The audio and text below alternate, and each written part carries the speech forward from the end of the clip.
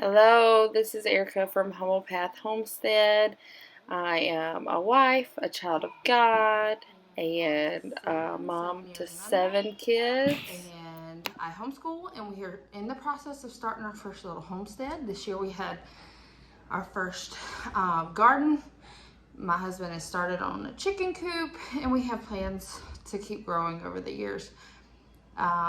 Today, though, I want to talk about the delivery of my twins. I know, at least for me, I already had 3 singletons, and so I felt pretty confident in what to expect out of a delivery, but I didn't know anybody that had twins, and I felt lost. For the first time, we hired a doula, and that was super helpful, and I'm glad that we did that. But I relied a lot on YouTube videos, the vlogs of the actual deliveries, and just moms talking about how their delivery went to kind of prepare myself mentally for what was to come. So to start with, our 3rd child was 5 months old when I found out I was pregnant, and probably 6 when I found out it was twins. And at the time, I had a 4-year-old and a 2-year-old, and then the baby. The pregnancy went great. I was probably less sick with the twins than I had been with any of my other pregnancies at that point. And up until about the 3rd trimester, it did not feel much different than my pregnancy with them. Now, around 28 weeks, I started feeling huge and very uncomfortable in ways that I had not felt in my past pregnancies, at least not till the very end. When I talked to my providers about what delivery might look like, there was one doctor who just did not like my plans at all. So because I had had 3 other deliveries, 2 of which I went into labor on my own and ended up getting an epidural for. Number 3, I was induced and ended up going all natural. So I felt confident in my ability to, is this Harlan? My ability to do it naturally. I had read lots of stories, spoken to people on Facebook who had done it, and I had my mindset on it. And that one provider basically said, not gonna happen. I'm not gonna allow that. And more or less said, be prepared for a C-section. Even though both of my girls were head down from the 20-week ultrasound and on. So I went in to thinking about delivery a little bit scared and nervous, more about what provider I would have than anything, and just in ignorance of, I don't know what a twin delivery looks like, but that's where my doula came in handy. I went into preterm labor at 33 weeks, and I was having contractions every 5 minutes. They were staying consistent it was over 24 hours, and my doula just happened to text me and said, hey, how you doing? How's it going? Anything I should know about? And I said, well, I'm having these contractions. They're not very strong. They're not getting any stronger. They're not getting any closer, but they won't stop. I've taken a bath. I have done all the things that you're supposed to do to see if it's actual labor or not, and it's not stopping. So she said I would call, and they're probably going to tell you to go in, which they did. And she said, but you can't be too safe. So I went in, they checked me, and I was 3 centimeters. I had been 1 centimeter at the appointment earlier in the week. And the only reason I had them checked was because I had been having some fairly strong contractions on and off, but nothing consistent like that. Both measuring at a fairly good weight for that age. I believe they were both around the 4-pound range. But we still didn't want to see 33-week babies. And the hospital I was at didn't have a NICU strong enough or prepared for babies quite that young. So I would have had to be transferred to a larger hospital, which was farther away from our home. And so I was really hoping at the very least to have them far enough along to where they could be at the closer hospital, so that if I had to travel, the travel would be shorter. Especially with 3 other little kids at home, I knew that any NICU time I'd be pulled in different directions. So I got a steroid shot that night, and then you have to get one another 24 hours later. By the time I'd gotten my first steroid shot, my contractions had stopped. And then we stayed there overnight and stayed for the 24-hour mark. We got the second steroid shot. They checked me again up. I was 4 or 5 centimeters at that point. So they kept me another night just because I had been progressing and they didn't want me to go home and have babies in the car. When on that 3rd day, they came in and they said, okay, there's not been any change today. I think it's safe for you to go home. They didn't put me on bed rest, as they said the evidence now shows that it doesn't make much difference. Your body's going to go into labor when it goes into labor. And so we went home. They did expect to see me back within the week to have some babies. And we did end up back. We ended up going back 3 times. 2 of them we spent overnight because there had been some progress. The last visit, I was 6 centimeters. And so they said, I was 35 weeks at that point. Okay, you know, we would love for them to stay longer, but at this point, especially since you've had the steroid shots, we feel comfortable with babies coming. You can, if they need NICU time, they can stay. You can stay at this hospital because we're prepared for that. And we would, if it looks like it's going to be a short stay, we can have you a room where you can stay because we're not full. And so you could be here with them if they're only going to be in the NICU for a few days. And so we had gotten to a point where we were really comfortable with having the babies. And I was really uncomfortable, but knew that the longer that they could stay put, the better. 36 weeks and 6 days, I started having very strong contractions. I called my doula, and for the first time I said, you need to meet us at the hospital. This is the real deal. And so we got to the hospital. My favorite doctor was there, and I was so excited. And then she checked me. I was still 6. We got comfortable in a bed, and the contractions stopped. She had planned on getting me the IVs because I was GBS positive, so I needed to get the antibiotics. So she was going to get the antibiotics. My contractions stopped. She said, well, you've been 6 centimeters for 8 days now. I'm afraid that we're taking chances of you getting an infection. I had an induction set up for 2 days after that.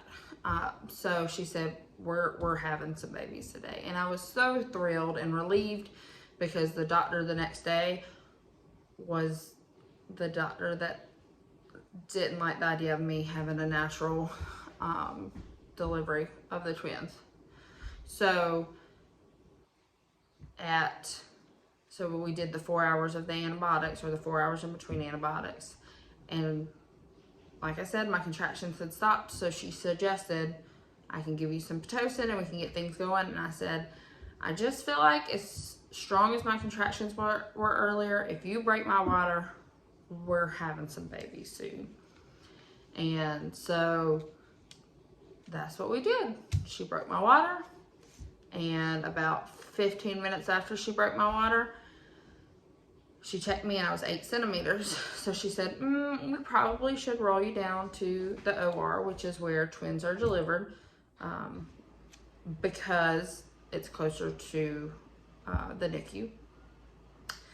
And so as they're rolling me out of the room, I start saying, I can't do it. I can't do it.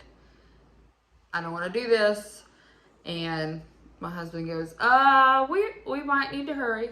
This is generally right before we have a baby. And the nurses stopped and they were kind of speaking to each other. I'm sure they were speaking about the delivery of the twins. I don't know. I couldn't hear it. I was in too much pain. But I'm thinking, we gotta go. This baby's about to come. And as they push open the first doors to the OR, baby A delivered herself. She just made her appearance and onto the bed. Nobody called her. And so the midwife had just walked in for her shift, and I didn't even know that until she walked into the OR with us. And I threw the sheet back and showed her the baby, and I think I must have been in shock because I did not reach down and grab her. And the midwife said, "Oh, well, you gotta grab her. She's cold." And so I reached down and I held that sweet baby, and that was Oakland, baby A. And the doctor came in and she goes, "Oh," as she had just finished getting her scrubs and stuff on to deliver. And so she came in to see me holding a baby, and I held her skin to skin for as long as I felt my body would let me do it safely. When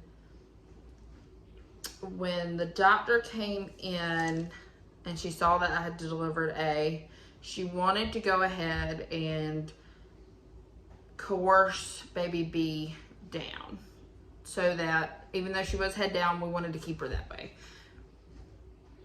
Of everything about my delivery, it was almost perfect. This is the one thing I think that I would have asked for to be done differently. I would have loved for her to have a chance to move down on her own. But she manually pulled her down, which was part of the most uncomfortable part of the delivery, and then broke her water.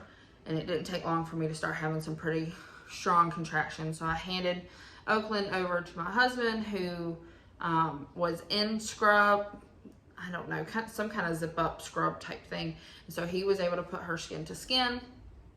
And then it was just a couple of pushes and baby B was born, and that's Harlan. And so I was in awe. I was sitting there. I held baby B for a while, and then we had to deliver the placentas. They were which means they each had their own placenta, and so I had to deliver both of those. Mine did not fuse together, as some do, and that seemed to be rough. They did not want to deliver, and the massage that they give you on your stomach to help the placentas deliver had to be very extensive. I remember the doctor telling my nurse to put all of her weight on me to help get it out. And part of the reasoning for that was the more babies you have, especially if they're close in age, the more likely you are to hemorrhage. And so she wanted to go ahead, and they had already hooked me up to Pitocin, I believe, at this point.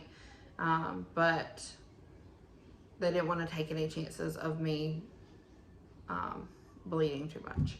So while they were doing that, they had taken baby B to kind of wipe her off and put a hat on her, diaper and all that.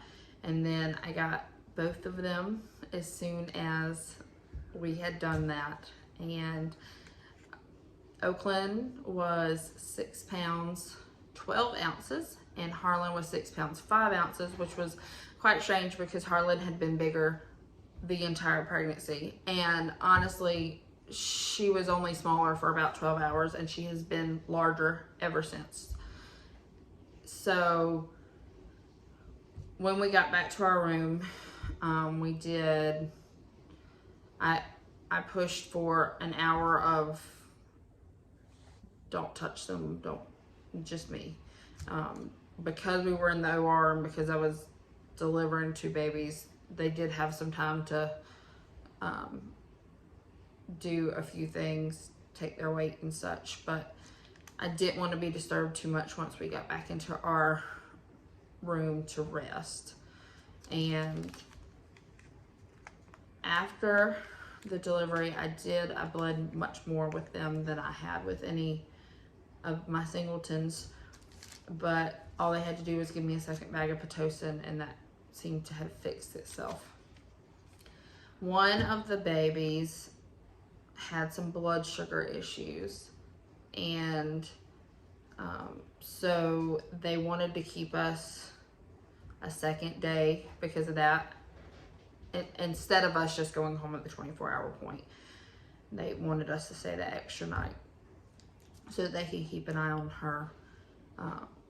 They passed their car seat test, which I'd never had to do before, but because they were born at 36.6, they had to pass that in order to get home. They did that fine.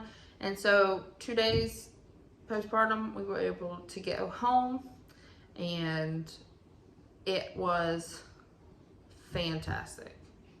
It was just a wonderful delivery. So I encourage you, if it's safe to push for what you want in your delivery. For my first couple of deliveries, I very much felt like the doctors were there to tell me what to do, and I had to follow by every rule that they gave me or do exactly what they suggested, or I was going to do it wrong. And so what I've learned since is that I am a paying customer and this is my body, and though I certainly do take their thoughts into consideration and I weigh that, and me and my husband talk about it and pray about it, their word is not the word. And I was so thankful that not only was my favorite doctor there, but the midwife was there with her. In North Carolina, midwives cannot do twin deliveries on their own. There must be a physician there also. So it was so neat that God worked it out where they were both there. The midwife really just worked out being another doula for me. She just encouraged me along the way. My doula was great because she was able to kind of answer questions and let me know what to expect with the twin delivery and help encourage me to stand up for what I wanted when I wasn't necessarily in the frame of mind to do it for myself. So that's it. If you have any questions or if there's anything I left out, please feel free to leave a comment below. If this was helpful to you, if you want to hear more about my other deliveries, please don't forget to subscribe and like this video. That is so helpful, and I hope y'all have a wonderful day.